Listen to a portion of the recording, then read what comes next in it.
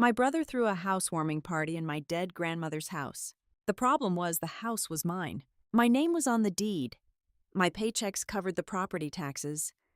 My grandmother left me that little yellow house on Juniper Street because I was the one who showed up when everybody else was too busy, too tired, or too uncomfortable. But on a Saturday afternoon in October, I pulled up to the curb and saw balloons tied to my porch railing. Blue and white balloons. A folding sign stood in the front yard. Welcome home, Logan and Brianna. Under it, in my mother's perfect church lady handwriting, someone had written, "A fresh start for a deserving young family." For a few seconds, I just sat there with both hands frozen on the steering wheel. Cars lined both sides of the street. Neighbors walked up my front steps carrying casserole dishes. Kids ran across the lawn my grandmother used to water every morning in her pink robe. Someone had hung string lights from the maple tree. Someone had put a wreath on my front door. And the worst part, the front door was navy blue, my color, the exact shade I had bought 2 days earlier to paint it myself. The unopened paint can was still in my trunk. Then my mother came down the porch steps wearing cream slacks, gold earrings, and a smile so polished it could cut glass. "Claire," she called, waving like I was late to a picnic instead of arriving at my own stolen house. "Good you made it. Can you grab the extra ice from your car? We're almost out." I stared at her. "Mom," I said slowly, "why is there a housewarming sign in my yard?" Her smile didn't move, but her eyes changed. "Not here," she whispered. "Do not embarrass your brother today." Behind her, Logan leaned against the porch railing with a beer in his hand. "Hey, Claire Bear," he said, grinning like this was funny. "Nice place, right?" People laughed. My mother stepped closer and shoved a foil tray into my hands. "Be useful," she said under her breath. "For once, don't make this about you." So I smiled. I carried the tray inside. I walked past strangers standing in my living room, drinking lemonade beside furniture I had never seen before. I walked past a framed photo of Logan and his pregnant fiancée on my grandmother's mantel. I walked past the hallway where Grandma Ruth used to keep my school pictures. Then I went into the den, turned on the TV, opened the county property records website, and typed in the address. Juniper Street, parcel 14-2087. Owner Claire Elaine Mercer. The room went quiet, one voice at a time. First, the laughter stopped. Then the forks. Then Logan's voice from the porch. By the time my mother rushed into the den, every person in that house was staring at my name on the screen. I turned around. "This is my house," I said. "And before anybody cuts cake in my kitchen, I think we should all figure out why my family is pretending it isn't." That was the first time in my life I saw my mother afraid of me. Not angry. Not disappointed. Afraid. I thought they were only pretending the house belonged to Logan. I didn't know yet that my signature had already been filed at the county recorder's office. I grew up in Lee's Summit, Missouri, in a family that looked normal from the outside. White ranch house. 2-car garage. American flag by the porch. A mother who taught Sunday school and made banana bread for new neighbors. A father who worked at a parts warehouse until his back gave out. A younger brother who could fail at anything and still be called gifted. And me, the reliable one. That was the word everybody used. Claire is so reliable. Claire can handle it. Claire doesn't need much. Claire understands. I learned early that in my family being capable wasn't a compliment. It was a life sentence. When Logan wrecked Mom's Honda at 17, I drove him to school for 6 months because he had been through enough. When he dropped out of community college after 1 semester, Mom said school just wasn't built for creative people. When he quit 3 jobs in 1 year, she said bosses didn't appreciate his potential. When I got my first job at 16 cleaning exam rooms at a dentist's office, Mom cried at church about how proud she was of my work ethic. Then she asked if I could cover Logan's phone bill because he was between opportunities. I used to think if I gave enough, my family would finally notice me. Not as the backup plan, not as the emergency fund, not as the daughter who could be counted on because nobody ever bothered to count her pain. Just me. I believed that until Grandma Ruth got sick. Grandma was my father's mother, and she lived in the yellow house on Juniper Street for 43 years. 2 bedrooms, 1 bathroom, green tile in the kitchen, a narrow backyard with a maple tree that turned copper every fall. When her cancer came back, my father was already gone, and my mother said hospitals made her spiral. Logan said hospitals made him anxious, so I handled it. I was 29 working full-time as a loan servicing specialist at First Prairie Credit Union. I spent lunch breaks calling doctors. I spent evenings changing sheets, picking up prescriptions, cooking soup she barely touched, and sitting beside her bed when the pain got too loud for sleep. One night around 2 in the morning, Grandma opened her eyes and looked at me. "You're too young to be this tired," she whispered. I smiled because that was easier than crying. "I'm fine, Grandma." Her hand closed around mine. "No, honey," she said. "You're trained." I didn't understand that sentence then. I do now. After she died, the attorney read the will in a beige office that smelled like paper and weak coffee. My mother wore black lace and waterproof mascara. Logan arrived 20 minutes late with an iced latte. He hugged me in the hallway and said, "Rough week, huh?" Rough week. Like Grandma had been a bad shift at work. Then the attorney read the part about the house. Grandma left it to me. Only me. My mother made a sound like someone had stepped on her foot. "There must be a mistake," she said. The attorney looked over his glasses. Mrs. Ruth Mercer was very clear. Mom's mouth tightened. "But Claire already has a stable job. Logan needs a start." The attorney unfolded a letter. "Mrs. Mercer left this for Claire." I nodded because my throat had closed. He read it out loud. "Claire, a house is not a reward. It is a place to rest. You have spent too many years being useful and not enough being safe. I want you to have one place nobody can take from you. Love, Grandma Ruth." I cried into my sleeve. My mother didn't touch my shoulder. In the parking lot, she waited until the attorney left before turning on me. "You're not actually keeping it, are you?" I stared at her. Grandma left it to me. She left it to the family, she snapped. "You know how old people get near the end. Logan and Brianna are trying to build a life. You're single. You don't need a whole house." There it was, the family math. Logan's wants became needs. My needs became selfishness. I told her I wasn't making any decisions that day. That was my first mistake. My second mistake was letting Logan store boxes in the garage. It started small, the way every violation in my family started. Just his winter tires. Then Brianna's decorations. Then a couch. Then boxes of baby clothes. Then Logan asked if he and Brianna could stay there for a couple of nights, because their landlord was raising rent. I said no. Mom called crying. She said he had a baby coming. She said Grandma would want me to help. She said family doesn't let family sleep in a truck. So I said 2 weeks. 2 weeks became 6. 6 became 3 months. I was still living in my apartment near work because my lease wasn't up and the house needed repairs before I moved in. I paid the property taxes. I paid the insurance.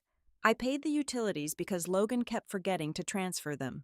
He posted pictures of the backyard on Instagram with captions like, "Finally settled. Blessed.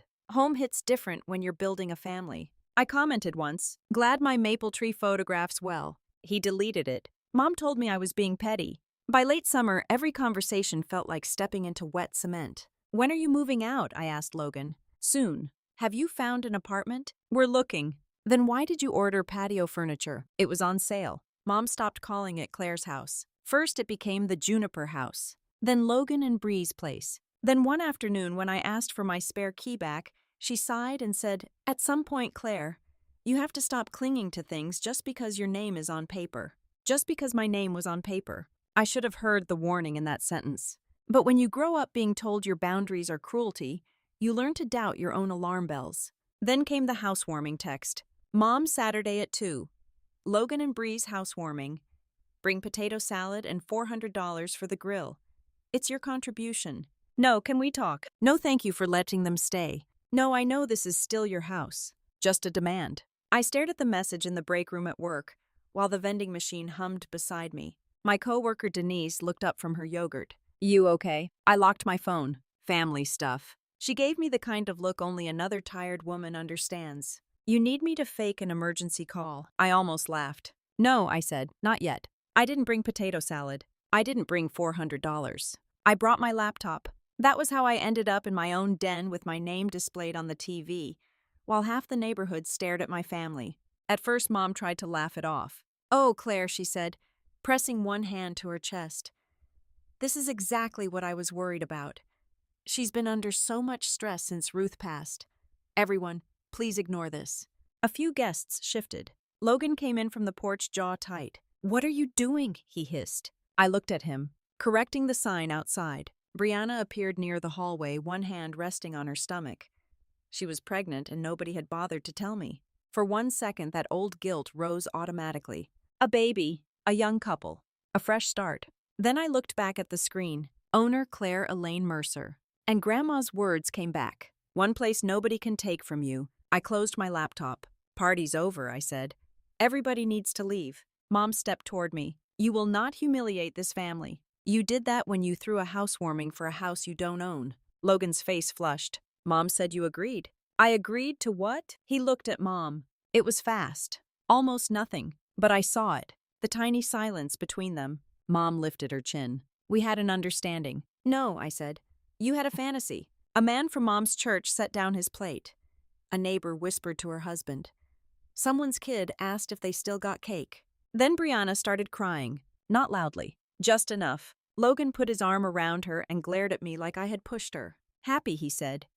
You made my pregnant fiancé cry. That was the oldest trick in my family. They would hurt me, then hand someone else the wound. Mom moved close enough that only I could hear her. You think a website means anything, she whispered.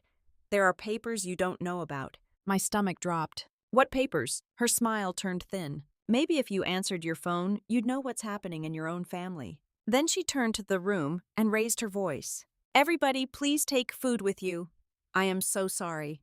Claire is having one of her episodes. One of her episodes. I had never had an episode in my life. I had panic attacks in grocery store aisles. I had cried in my car after work. I had sat outside my mother's house for 20 minutes trying to gather enough strength to walk in. But I had never had an episode. That night, after everyone left and Logan slammed the door hard enough to rattle the windows, I stood alone in Grandma's kitchen. Someone had moved in silverware. Brianna's prenatal vitamins sat beside the sink. A stack of unopened mail addressed to me had been shoved behind the microwave. My fingers went cold as I pulled it out. Insurance notice, tax statement, water bill, and one letter from the contractor I didn't recognize. Final demand before lien filing. Amount due, $18,742.60.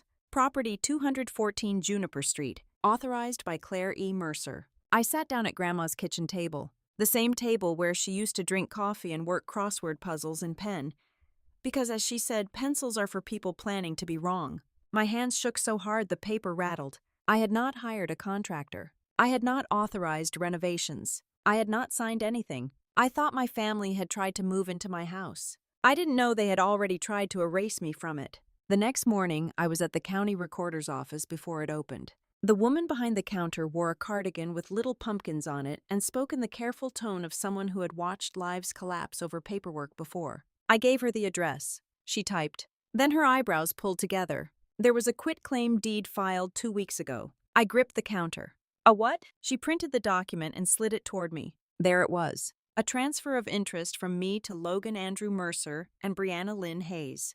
My name was typed at the top. My signature was at the bottom.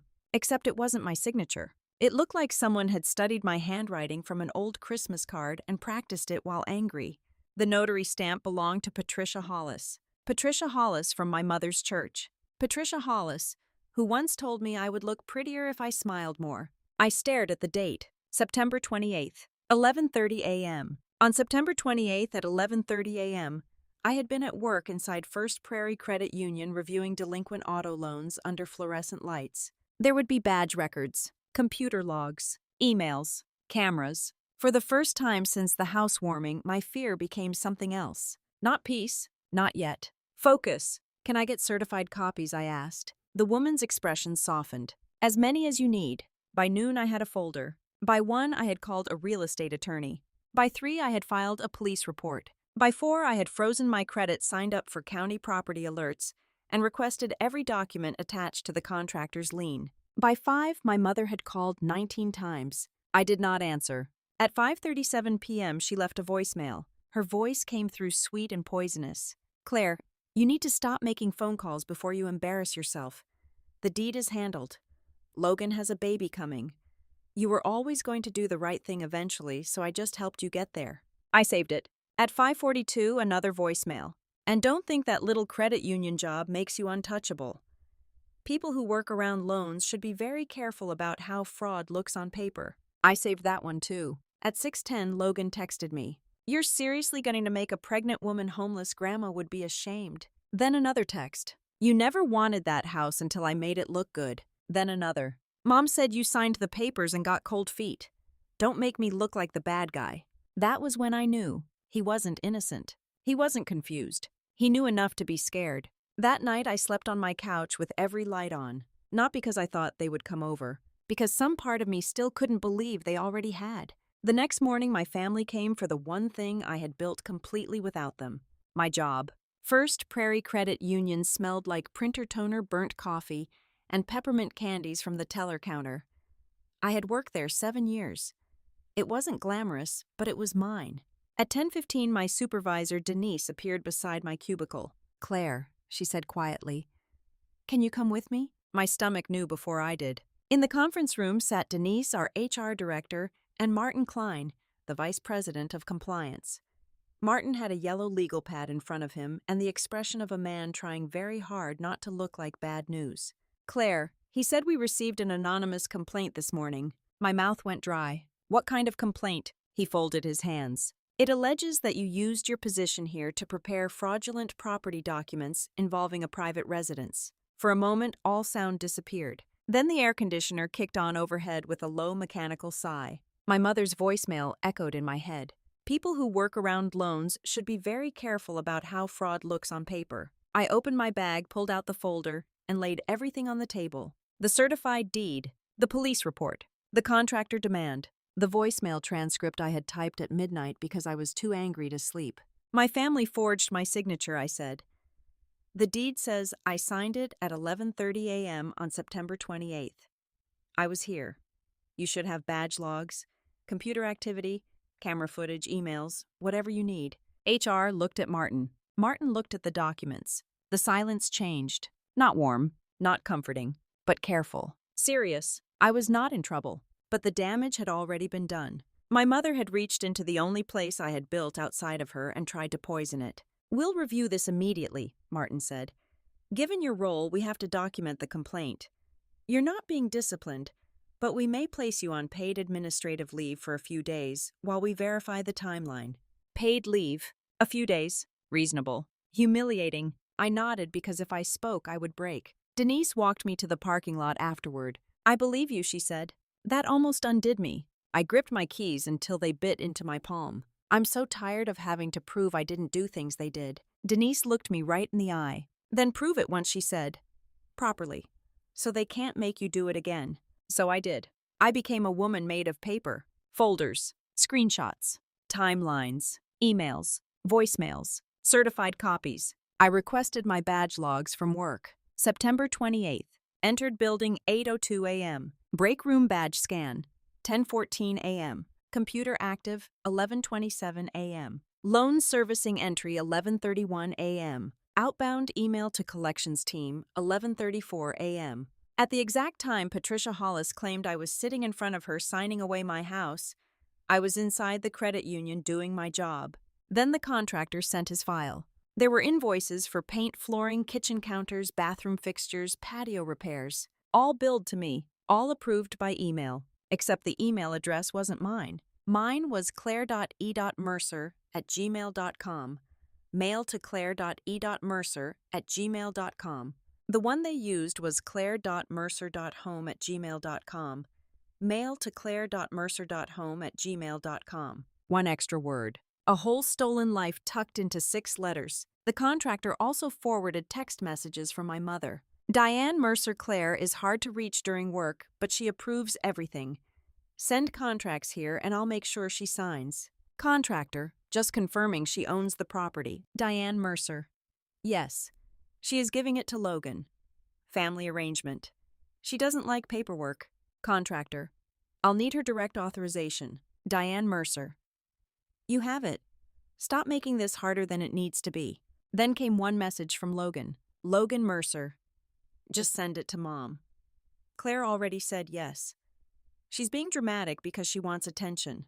I stared at that line for a long time, not because it surprised me, because it didn't. My attorney, Rachel Kim, read everything in her office without blinking. Rachel was small, precise, and terrifying in the way only a calm woman with organized tabs can be. "This is not a misunderstanding," she said. Number. This is deed fraud possible.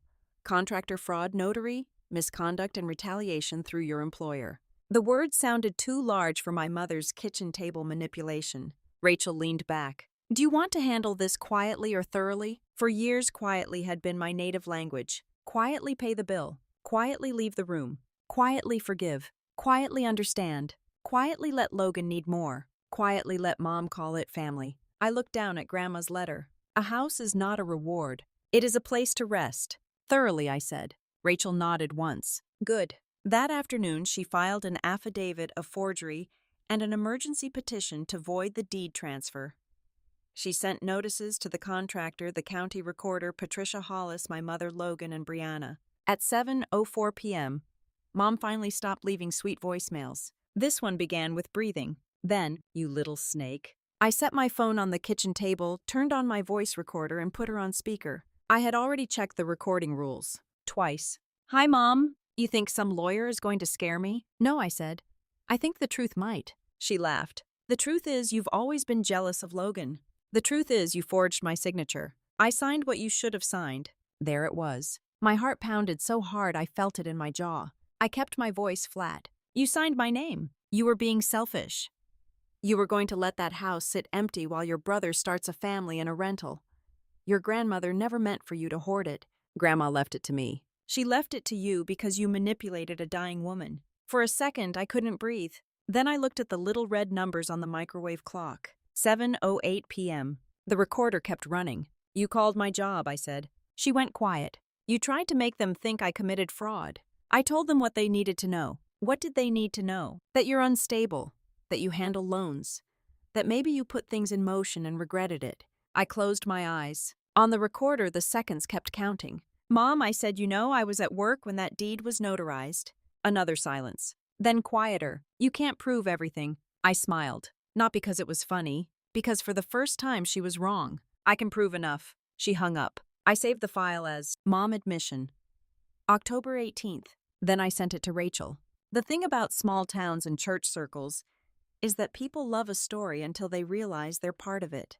For 2 weeks, my mother tried to control the narrative. She told relatives I had promised Logan the house and changed my mind. She told church friends grief had made me cruel. She told neighbors I was trying to throw a pregnant woman into the street. She posted on Facebook, "Please pray for our family. Some people value property more than blood. We are heartbroken but trusting God." I didn't respond. Not because I was calm, because Rachel told me not to, and because silence feels different when it's backed by evidence instead of fear. Then Aunt Marlene called. I almost didn't answer. "Honey," she said carefully, "your mother is having a support luncheon after church on Sunday." I stood up from my couch. What kind of support luncheon? There was a pause. She's raising money for Logan and Brianna's legal expenses. She has pictures of the house on poster board. My fingers tightened around the phone. She's doing what? Aunt Marlene sighed. There's a donation jar. It says, "Help Logan, Bree, and baby keep their home." Their home. I looked across my apartment at the folder on my table. The deed, the fake email, the badge logs, the contractor texts, the recording. My mother had made one mistake. She lied about me in a room full of witnesses. I called Rachel. "Can I go?" Rachel paused. "You can attend a public church luncheon." "Can I speak?" "You can speak truthfully. You can share documents already filed with the court. Do not threaten.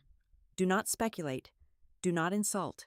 That sounds less fun. Winning usually is. So I went. The fellowship hall smelled like coffee ham and old carpet. Long tables were covered with plastic cloths. Crock pots lined one wall. Women in cardigans arranged desserts like this was a bake sale instead of a fraud campaign. Near the front of the room sat the donation jar. "Help Logan, Bree, and baby keep their home."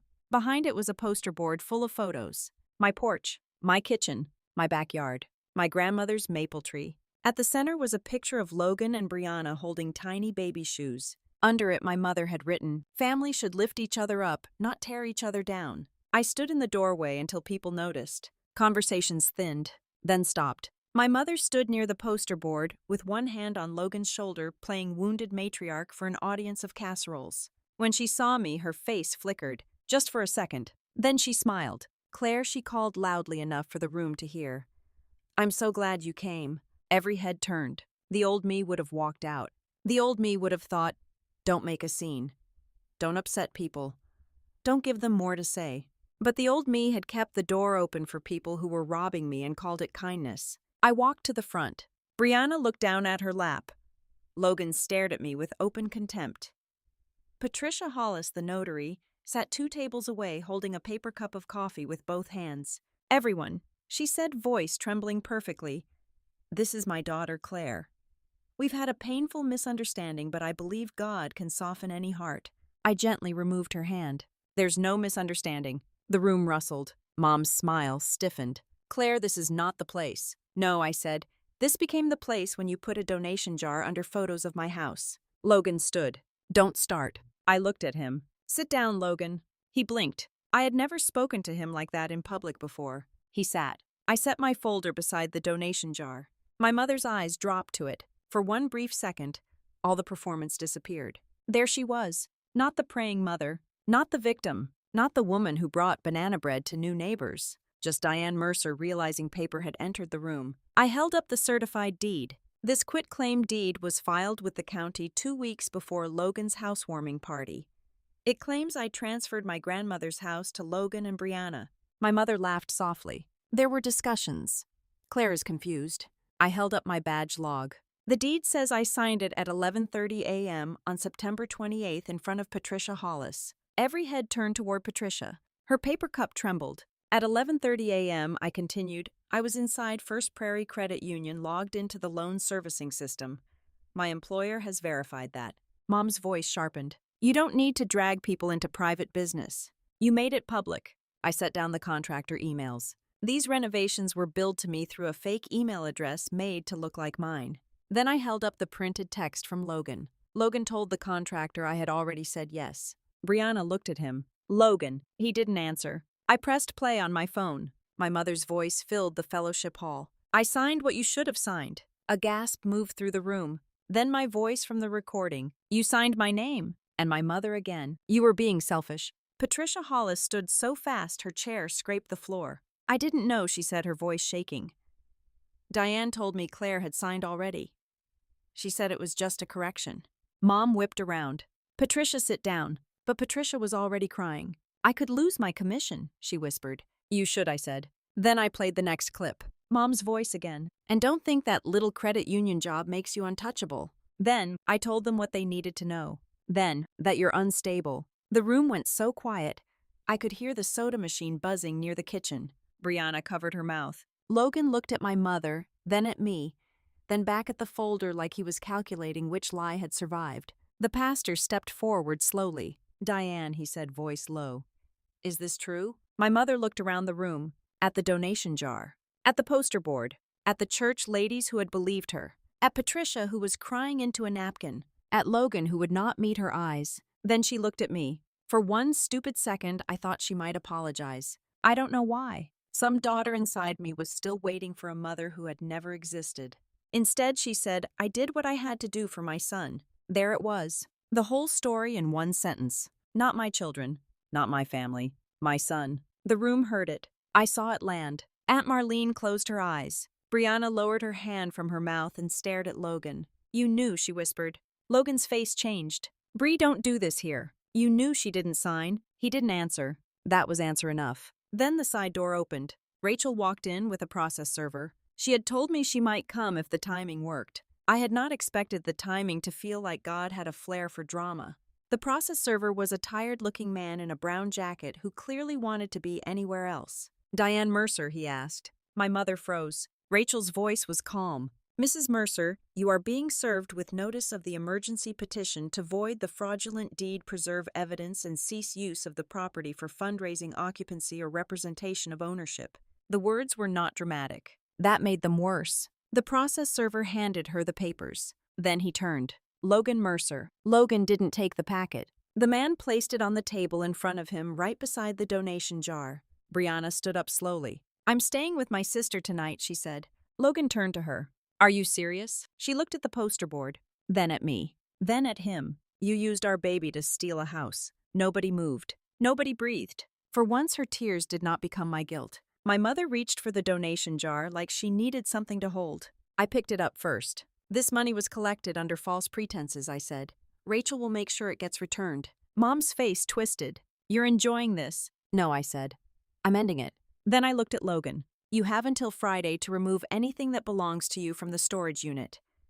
After that, you communicate through my attorney." His mouth opened, closed. For once, my brother had no joke, no wounded look, no easy escape. I walked out of the fellowship hall with my folder under one arm and the donation jar in the other. Outside, October air hit my face cool and clean. Leaves blew across the church parking lot in little golden spirals. For years, I thought justice would feel loud, like screaming, like slamming doors, like everybody finally saying Claire was right. But that day, justice sounded like paper sliding across a plastic table. It sounded like my mother's own voice playing back to a room that had always believed her. It sounded like my footsteps leaving before anyone could ask me to make it easier for them. The court moved slower than gossip, but faster than my mother expected. Within 3 weeks, the judge froze any transfer of the Juniper Street house. The forged deed was flagged. The contractor withdrew the lien against me after receiving the fraud report, the fake email evidence, and Logan's text messages. Patricia Hollis resigned her notary commission before the state could revoke it. My mother stopped posting prayers. My work investigation lasted 4 days. On Friday morning, Denise called. "You're cleared," she said. I sat down on the edge of my bed. They verified everything: badge logs, system activity, security footage, outbound emails. Martin said the complaint was malicious. Malicious. The word landed strangely. My mother's love had worn so many costumes: concern, sacrifice, family loyalty, faith. But stripped down under fluorescent lights and compliance review, it finally had a name: malicious. "You can come back Monday," Denise said. And Claire, "Yeah, we're sending a formal letter confirming your location during the notarization. Your attorney can use it." I pressed my fingers to my eyes. "Thank you." "No," she said. "They came for your job. We don't take that lightly." For the first time in weeks, I cried. Not because I was sad, because somebody had drawn a line for me before I had to beg. The final hearing happened in January. There were no movie speeches, no surprise witness bursting through the door, no judge banging a gavel while everyone gasped. Just documents, timelines, certified records, audio transcripts, badge logs, contractor emails, notary inconsistencies. Rachel stood at the front of the courtroom and said, "A misunderstanding does not require a fake email address." The judge looked over the top of his glasses. I will remember that look for the rest of my life. By the end of the hearing, the forged deed was voided. The house was confirmed solely in my name. My mother and Logan were barred from representing ownership entering the property without permission or contacting contractors on my behalf. My mother had to pay restitution. Logan had to assume part of the contractor debt. Patricia faced penalties. And my name was clean. That was enough. In the hallway after court, Mom approached me. Rachel shifted beside me, but I touched her arm. It was okay. I wanted to hear what kind of mother appeared after the paperwork had spoken. Mom stopped a few feet away. Her lipstick had feathered at the edges. "I hope you're proud of yourself," she said. I looked at her for a long moment, and something strange happened. The old pain did not rise. No panic. No need to explain. No little girl inside me trying to hand her my report card, my paycheck, my exhaustion, my goodness, begging her to see it and finally say, "You matter too." You?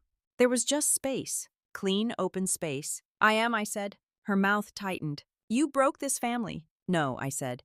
"I stopped letting you use me to hold it together." Logan stood behind her, eyes red. "You could have just helped us," he muttered. I turned to him. "I did help you. For 31 years. This was me stopping." He looked away first. That felt better than winning. By spring, the maple tree in Grandma's backyard had started budding. Tiny green leaves soft as new paper. I moved into the yellow house on a Saturday with help from Denise, Aunt Marlene, and 2 coworkers who accepted payment in pizza and beer. The house was still imperfect. The kitchen tile was cracked. The bathroom faucet whistled. The basement smelled like old rain. But every box I carried through the door belonged to me. Every sound was mine. My shoes on the wood floor. My kettle on the stove. My key in the lock. It took a month to make the house feel like mine again. Not because of the furniture, because of the energy. I scrubbed fingerprints off cabinet doors, peeled Logan's football decal from the garage fridge, took down the cheap gray curtains Brianna had hung in Grandma's bedroom, and I repainted the front door navy blue, the same navy blue I had chosen, because I refused to let them ruin a color I loved. One Saturday, I found Grandma's old clock wrapped in newspaper in a box marked "Donate." For a long time, I sat on the floor holding it. It still smelled faintly like lemon oil and dust. I wound it carefully, set it back on the mantel, and waited. Tick, tick, tick. The sound filled the living room. Not loud, not dramatic, just steady, like a heart remembering itself. 6 months after the fake housewarming, I hosted my real one. Nothing fancy. No poster board. No donation jar. No speeches about who deserved what. Just chili on the stove. Folding chairs in the backyard. Denise laughing too loudly under the maple tree. Aunt Marlene fussing with napkins. And my neighbor, Mr. Alvarez, bringing over a pie, because he said Grandma Ruth used to help him shovel snow. At one point, he stood beside me and looked at the house. "She'd be glad you're here," he said. I swallowed hard. "I hope so." He nodded toward the porch. "She always said you were the only one who knew how to come in without taking over." That nearly broke me. Later, after everyone left, I washed dishes in Grandma's kitchen and listened to the clock ticking in the living room. The house no longer felt stolen. It felt witnessed. I dried the last plate, turned off the light, and walked to the front door. The navy paint looked deep and clean under the porch lamp. I ran my hand over it once, then I locked the door. For most of my life, I thought being loved meant being easy to access. Answer every call, cover every bill, open every door, smile through every insult, let family take and take and take, then thank them for needing you. But love that requires you to disappear is not love. It is ownership. And I already had a deed that proved who owned my life. Me. So if you have ever had to protect your peace from the people who taught you to feel guilty for having any, I hope you hear me clearly. You are not selfish for keeping what was left to you. You are not cruel for making people face what they did. And sometimes the most powerful thing you can do is stop arguing in the hallway.